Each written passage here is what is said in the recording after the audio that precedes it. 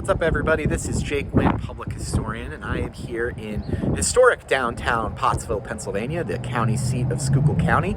And I am here at one of my favorite places to visit when I come here to Pottsville. I've been here quite a bit in the last couple of months, just making a stop by here at what was the Philadelphia and Reading railroad terminal here in Pottsville for many, many years.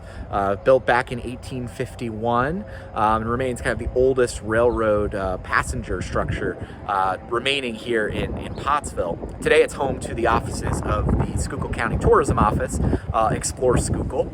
And we are just below Center Street, right next to the current Union Station, where things like scenic trains come into Pottsville today.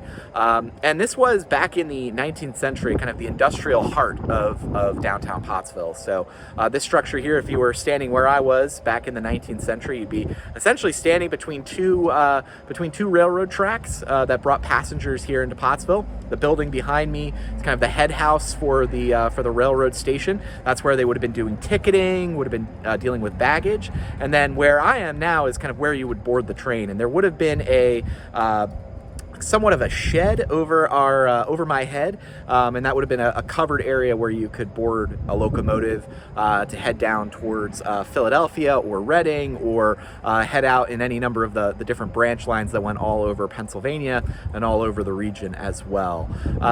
Trains would come in here, they'd load up, and they'd head back to many different destinations around the region, like I said. If you were looking over in this area, what is now parking lots and Route 61, that was a series of railroad yards as well. That's where a lot of the cargo, where different iron products. Pottsville had a thriving iron industry in the 19th century as well. Number of different foundries where they were making things like steam engines, products used in all of the mines all over Schuylkill County as well, pumps that would be used additionally. So you would have been seeing a hive of activity here if you were standing here in the 19th century. This is also the site of one of the most important military events in Schuylkill County's history as well. This is the location where the first defenders, the two militia companies, the Washington Artillerists and the National Light Infantry, are going to board trains on April 17th, 1861 to head off to Washington, D.C. in the week after Fort Sumter was bombarded by Confederate forces and the Civil War begins. This is where those soldiers are going to board those trains to head to Washington to defend the capital. They are going to become known as part of the first defenders who are going to arrive in Washington to protect the nation's capital from Confederate attack. While they're traveling there, they're going to be come under attack by an angry pro-secessionist Confederate mob in the city of Baltimore, and one of the men with them, a black man named Nicholas Biddle, an escaped slave who settled here in Pottsville and was serving as an orderly for one of the officers in the first defender companies, is actually going to be struck in the head by a brick on the streets of Baltimore and left grievously wounded. And he is going to become quite famous for this during the Civil War years. One of the early viral moments of the war. He's going to be photographed, and his story is ultimately going to be remembered. He's buried here in the city of Pottsville, and we'll be doing more stories on Nicholas Biddle in the future as well. But if you were here on April 17th, 1861, you would have seen, April 17th, 1861, you would have seen quite a sight. This was probably the largest crowd that ever assembled in Pottsville up to that point. There were thousands of spectators that came to follow the march of these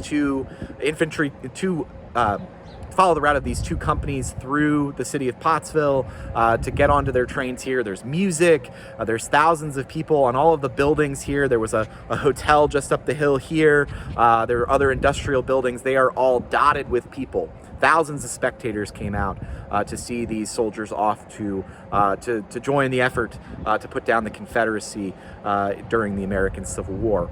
They are the first of about 13,000 soldiers who are going to leave Schuylkill County to serve in the United States Army and U.S. Navy during the course of the American Civil War. About 600 of them are never going to return. They lose their lives in the fight to save the Union. But this is where that all started.